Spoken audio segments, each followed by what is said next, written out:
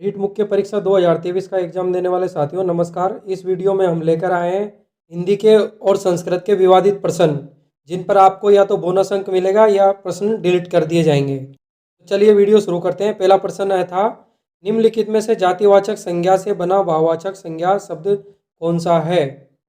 मिठास, सजावट, ममता, बुढ़ापा। इनमें जातिवाचक संज्ञा से बना भाववाचक संज्ञा शब्द कौन सा है? तो ऐसा शब्द जो जातिवाचक हो और जातिवाचक से भाववाचक बना हो।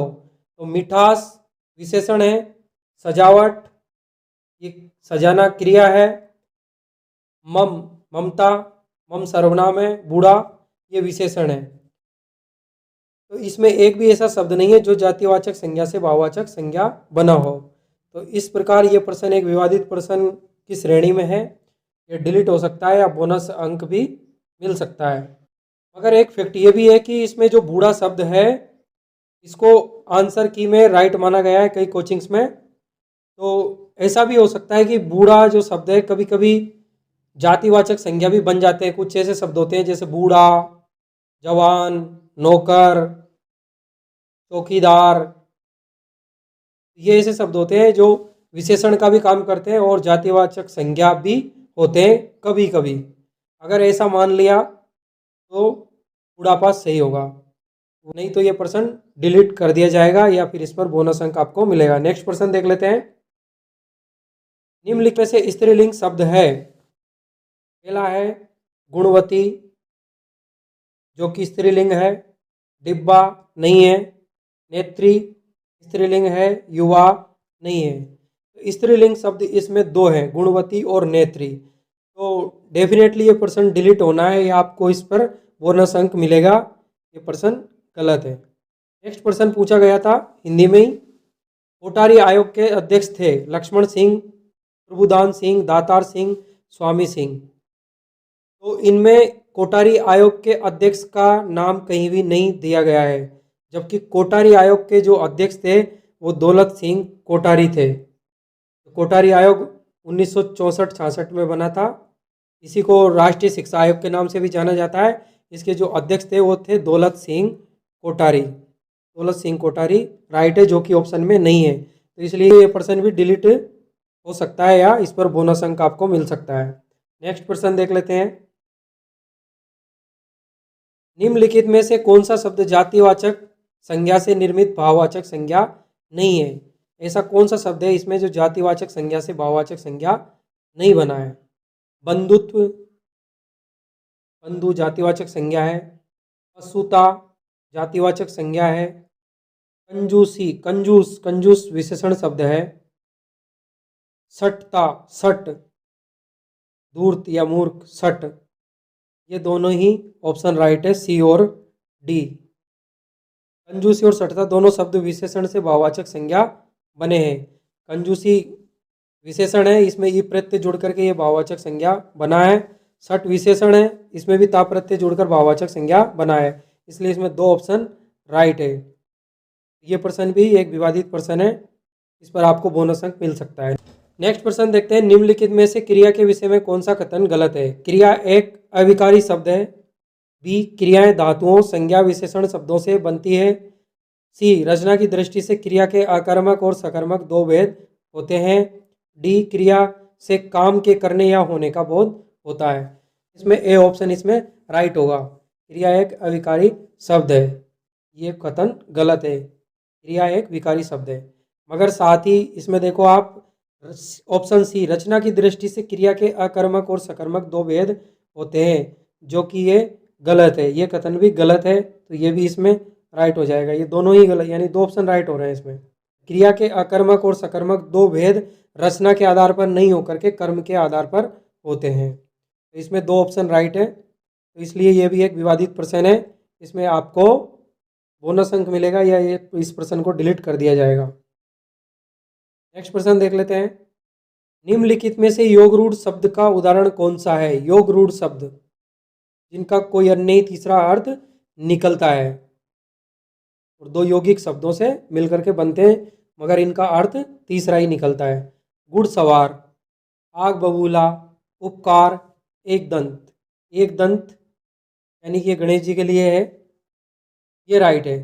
मगर इसमें आग बबूला जो है ये भी किसी तीसरे अर्थ को ही प्रकट कर रहा है, इसलिए इसमें दो ऑप्शन सही हो सकते हैं, दोनों ही ऑप्शन सही है। योग रूट शब्द ऐसे शब्द जो किसी विशेष अर्थ का बोध कराते हो। आग बबूला शब्द का जो विशेष अर्थ है वो है अत्यधिक क्रोधी, तो इसलिए इसमें दोनों ऑप्शन राइट हो सकते हैं, तो ये क्वेश्चन भी विवादित प्रश्न है। नेक्स्ट प्रश्न देख लेते हैं। निम्नलिखित में से शुद्ध वाक्य का चयन कीजिए। श्री कृष्ण के अनेकों नाम है। एक गाय, दो घोड़े और एक बकरी मैदान में चर रही है। सी, काशी सदा से भारतीय संस्कृति का केंद्र रहा है। बंदूक एक बहुत उपयोगी शस्त्र है। शास्त्रीय है बंदूक, इसमें ऑप्शन डी ही राइट होगा। मगर काशी सदा से भारतीय संस्कृति का केंद्र रहा है, ऑप्शन सी भी इसमें सही हो सकता है। काशी स्त्रीलिंग में आता है। अगर इस दृष्टि से देखा जाए तो ये सेंटेंस बनेगा, ये वाक्य बनेगा, काशी सदा से भारतीय संस्कृति का केंद्र रही है। तो इस प्रकार से अगर ये रही है मानेगा बोर्ड, तो इसमें फिर तो डी राइट होगा। बाकी ये एक विवादित प्रश्न है, इसमें सी और डी दोनों ही राइट लग रहे हैं। नेक्स्ट प्रश्न है हिंदी का। प्रभा एक सुशील कन्या है, वाक्य में विशेष्य है। विशेष्य मतलब जिसकी विशेषता बताई जाती है। प्रभा लड़की का नाम है, इसकी विशेषता बताई जा रही है कि ये क्या है, सुशील है, सुशील कन्या है। प्रभा विशेष्य है, एक विशेषण है।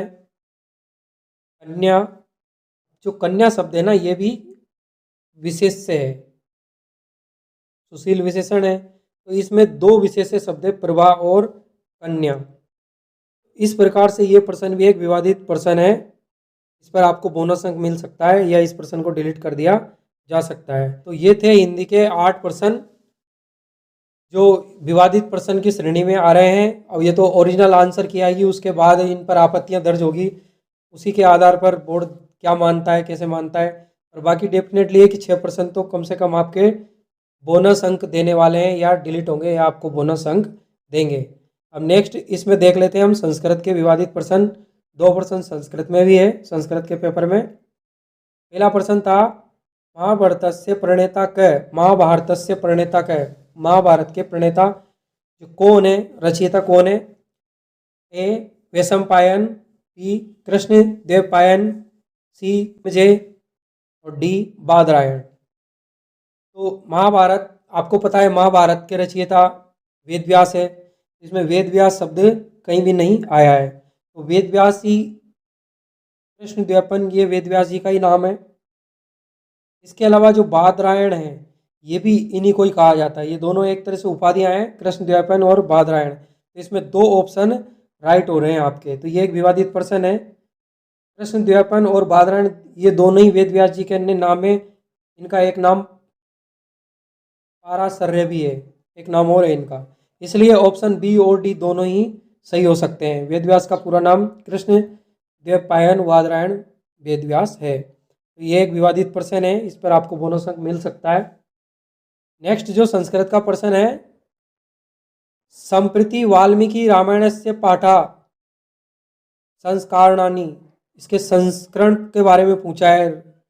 इसका जो सही आंसर है वो है 4, क्योंकि जो वाल्मीकि रामायण है उसके 4 संस्करण प्राप्त होते हैं, और चारों के नाम ये यहाँ दे रखे हैं वीडियो में। पहला है बम्बई, दूसरा बांग्ला, तीसरा कश्मीर, चौथा है दक्षिणात्य संस्करण। इसलिए ऑप्शन में 4 है ही नहीं है, तो इसलिए ये भी एक विवादित प्रश्न है। या तो ये प्रश्न डिलीट कर दिए जाएंगे या इन पर आपको बोनस अंक प्राप्त होगा। तो ये प्रश्न थे कुछ विवादित प्रश्न जो रीट मुख्य परीक्षा 2023 हिंदी और संस्कृत से संबंधित थे। तो उम्मीद है आपको वीडियो पसंद आया होगा। बोर्ड इनको कौन सी क्वेश्चन को सही मानता है, किस पर आप कितने प्रश्नों पर आपत्तियां दर्ज होगी, और फिर बोर्ड का अंतिम निर्णय क्या होगा, उसी आधार पर ये तो निर्णय बाद में किया जाएगा। और आप इन प्रश्नों पर जैसे आंसर की आएगी ओरिजिनल, आप आपत्तियां अपनी दर्ज करवा सकते हैं। हमारे द्वारा दी गई जानकारी अगर आपके लिए लाभदायक रही हो तो प्लीज़ वीडियो को लाइक कीजिए, और अगर आप चैनल पर नए हैं तो प्लीज़ हमारे चैनल को सब्सक्राइब कीजिए। और रीट एग्ज़ाम से संबंधित आने वाली जो भी सूचनाएं हैं उनको पाने के लिए प्लीज़ बने रहे हमारे साथ। Thank you.